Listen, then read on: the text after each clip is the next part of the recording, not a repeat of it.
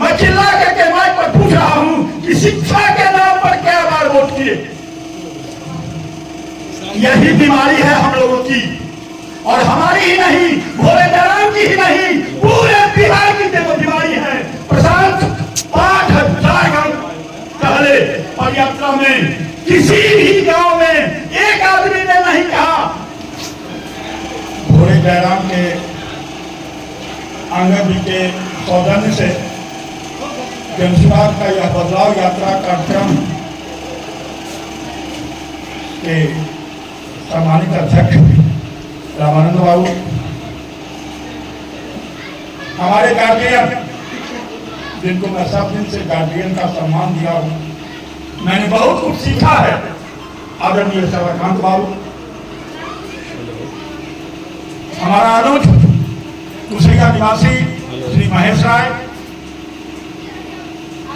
हमारे साथी पूर्व में भी हम लोग लोकपा में एक साथ रह चुके हैं, राकेश राव,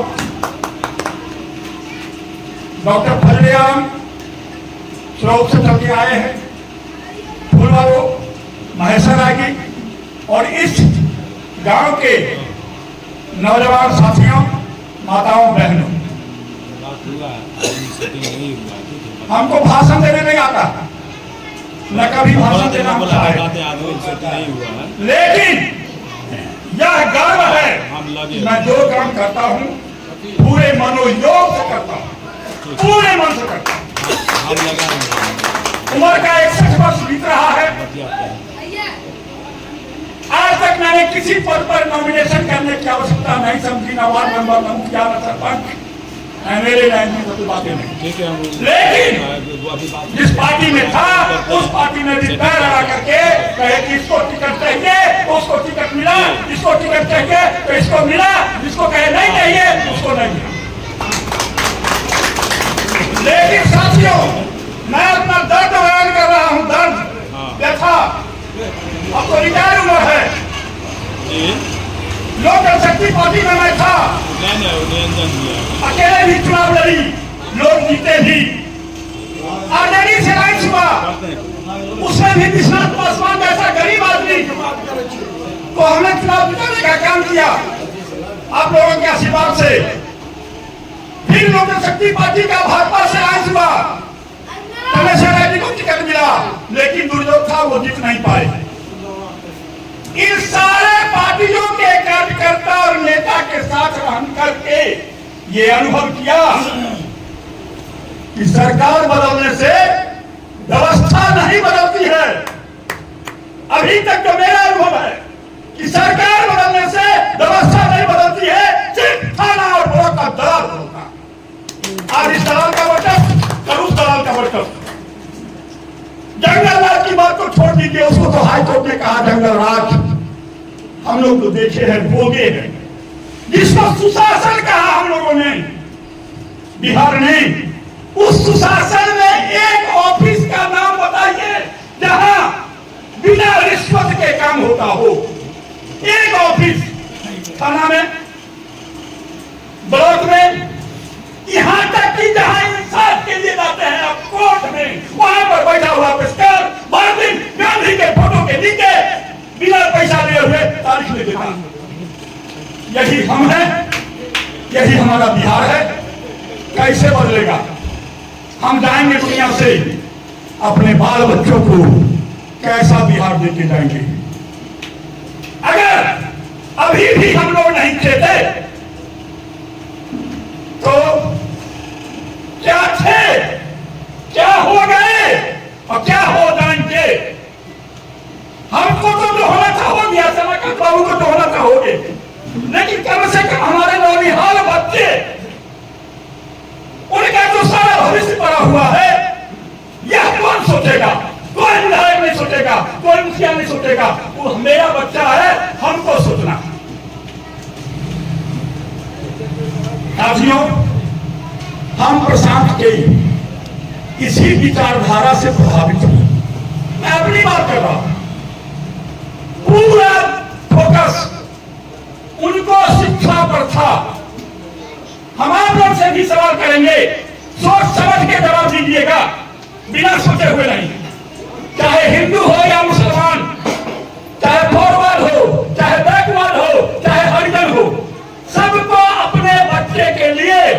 अच्छी शिक्षा चाहिए कि नहीं? बोलिए, सवाल नहीं बोलिए। हर आदमी को बच्चे के लिए अच्छी शिक्षा चाहिए कि नहीं? ये तय है, इसमें कहीं शक शुबा नहीं है। तो अब मैं पूछता हूं आपसे कि अभी तक जितना बार वोट किया, अपने बच्चे का मुंह देखिए और ईमानदारी से बोलिए कि शिक्षा के नाम पर क्या बार वोट किए? सन्नाटा। हम लोग में से कोई, मैं चिल्ला करके माइक पर पूछ रहा हूं कि शिक्षा के नाम पर क्या बार वोट किए? यही बीमारी है हम लोगों की, और हमारी ही नहीं, भोले नारायण की ही नहीं, पूरे बिहार की जो बीमारी है। प्रशांत 5000 पहले पदयात्रा में किसी भी गांव में एक आदमी ने नहीं कहा शिक्षा के नाम पर वोट किए,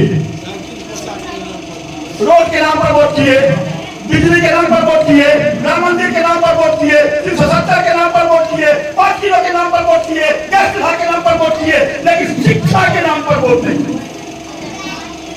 जबकि गरीबी मिटाने का सबसे बेहतर उपाय शिक्षा। दुनिया भर के स्कॉलर से राय लेकर के प्रशांत ने तय किया, हर ब्लॉक में मैं ब्लॉक विश्व स्तरीय शिक्षा की व्यवस्था करूंगा। मेरी सरकार आई तो विश्व स्तरीय, जिला स्तरीय ना, बिहार स्तरीय ना, विश्व स्तरीय की। मेरा विद्यार्थी कहीं भी जाएगा, किसी कंपटीशन में कम्पीट करेगा। साथियों, प्रशांत मेरी नजर में, मेरी भावना में वो दूसरा गांधी है। फर्क इतना ही है कि गांधी आधा धोती पहने थे, आधा धोती ओढ़ते थे। प्रशांत वो लिबास नहीं रखे। लेकिन जिस गांधी को लोगों ने शरीर में भी गोली मार के मार दिया, जिस गांधी को गोली भी मारा, शरीर से मार दिया, और यहां तक कि विचारधारा को भी लोगों ने मार दिया, आज पुनः उस गांधी को हमारे प्रशांत ने जिंदा कर दिया। और बाबा भीमराव अम्बेडकर जिन्होंने संविधान की रचना की, ड्राफ्टिंग कमेटी की अध्यक्षता की, उनको भी प्रशांत किशोर ने जिंदा कर दिया। मेरी पार्टी का नाम है जन स्वराज पार्टी। मेरी हम लोगों की, हमारे बिहार की पार्टी का नाम है जन स्वराज पार्टी।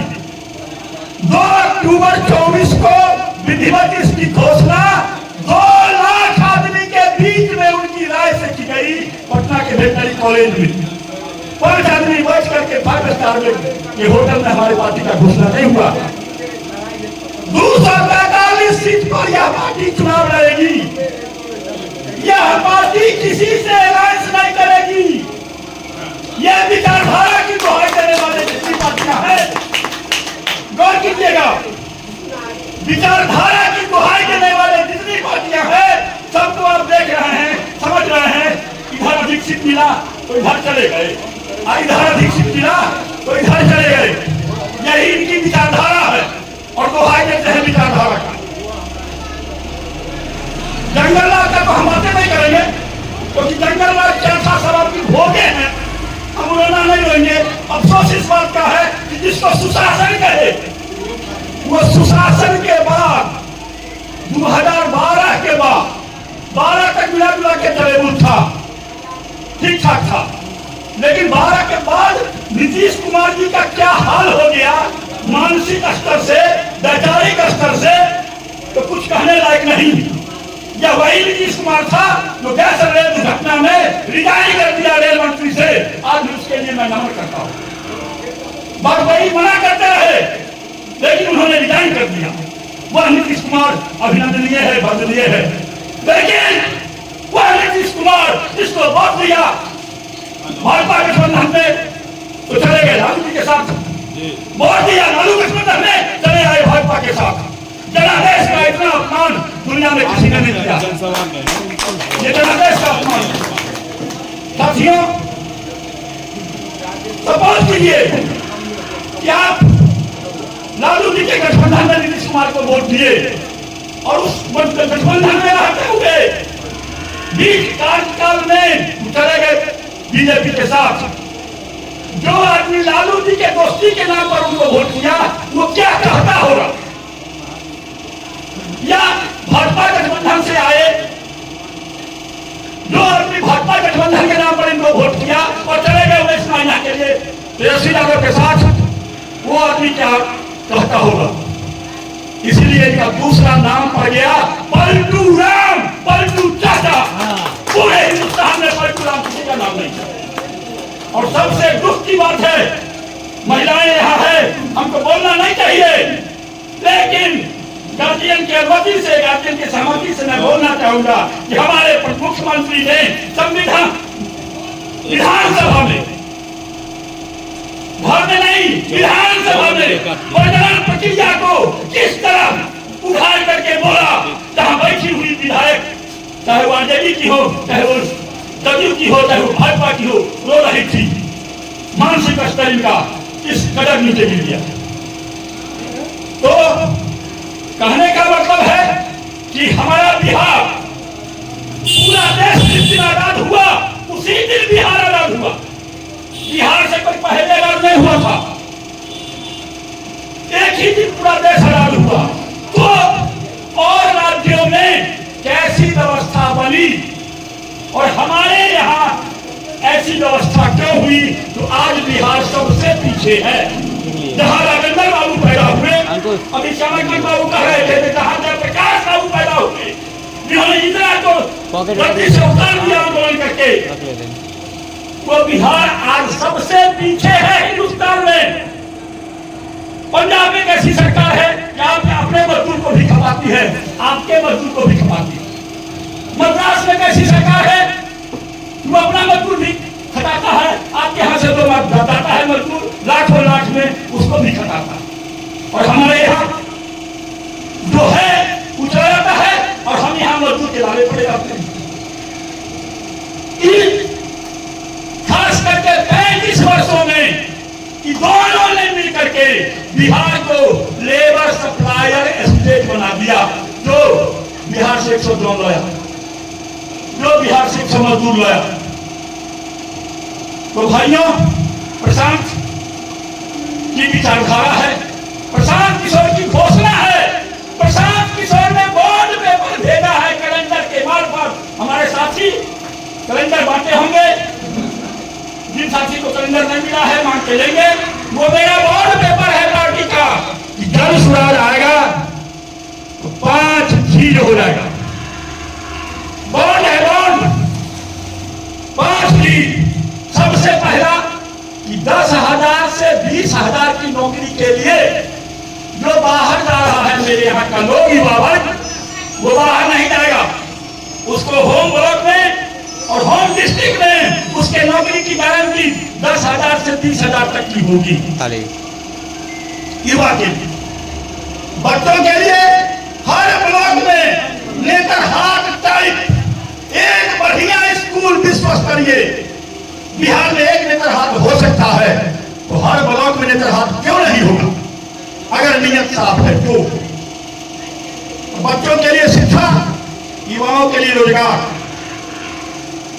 वृद्धजनों के लिए बहुत ही महत्वाकांक्षी योजना है प्रशांत की।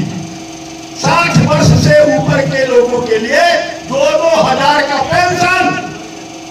जिस परिवार में बूढ़े माता पिता दोनों हैं उनको 4,000 का महीना, जिसमें एक है उसमें 2,000। कारण है कि उनका उम्र रिटायर हो गया, अब वो पढ़ करके भी कुछ नहीं कर पाएंगे। पढ़ लेंगे लेकिन नौकरी नहीं कर पाएंगे, शरीर में काम करने की क्षमता नहीं है। तो 4,000 रुपया अगर 2,000 मिलता है तो कुछ उनका मदद हो जाएगा। इस महंगाई के युग में उस परिवार को कुछ सपोर्ट मिल जाएगा, दवा दारू में, फल फूल में, जो भी। आज पूरे हिंदुस्तान में कहीं 1,000, कहीं 1,500, कहीं 2,000 मिल रहा है और आपके यहाँ क्या मिल रहा है? 400 रुपया। 400 रुपया में एक वृद्ध आदमी को 30 दिन 2 कप चाय नसीब नहीं होगा। 60 कप चाय का दाम जो क्या देख सकते हैं किसान का पता नहीं मिलेगा। और ये देता है पेंशन 400।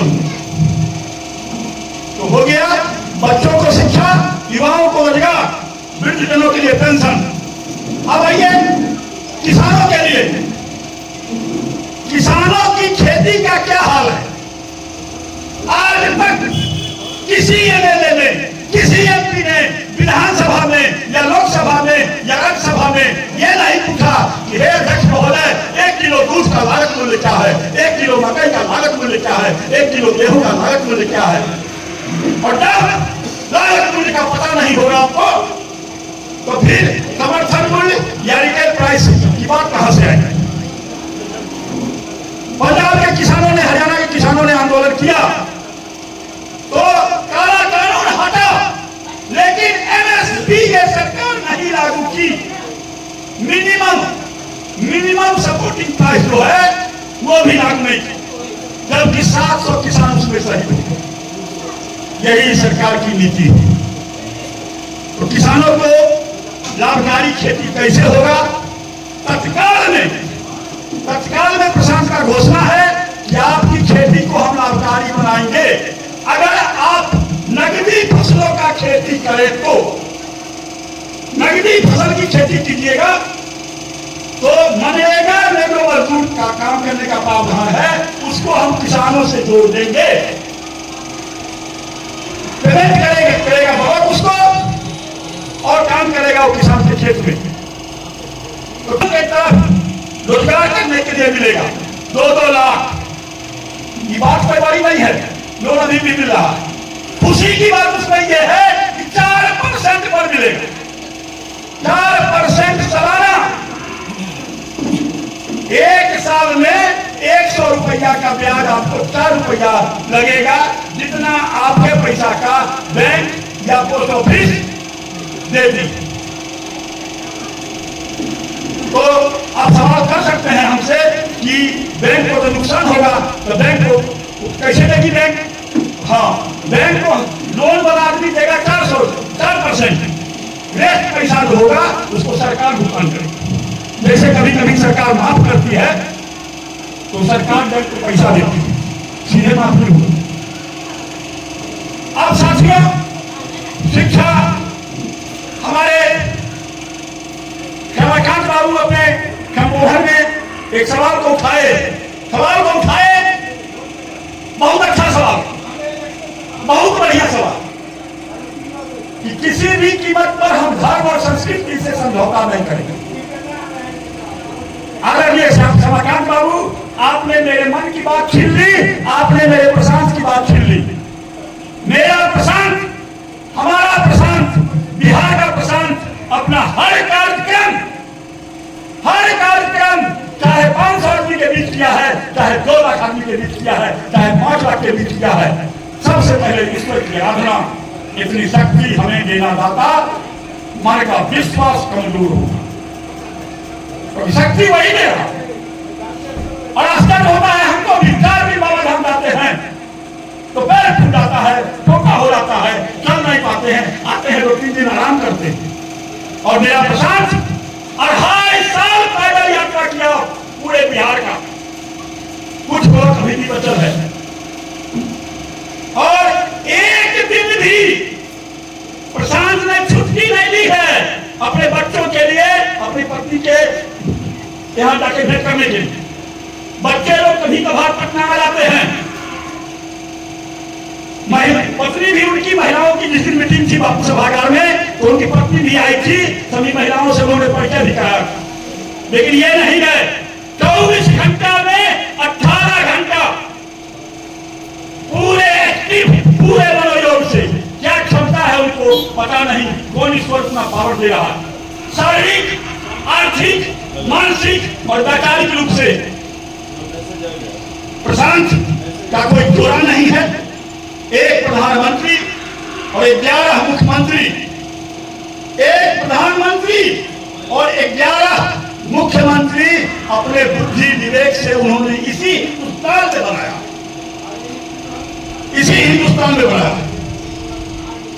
यही उनकी बौद्धिक क्षमता है। आर्थिक क्षमता का लेखा जोखा तो हम लोग नहीं कर पाए हैं।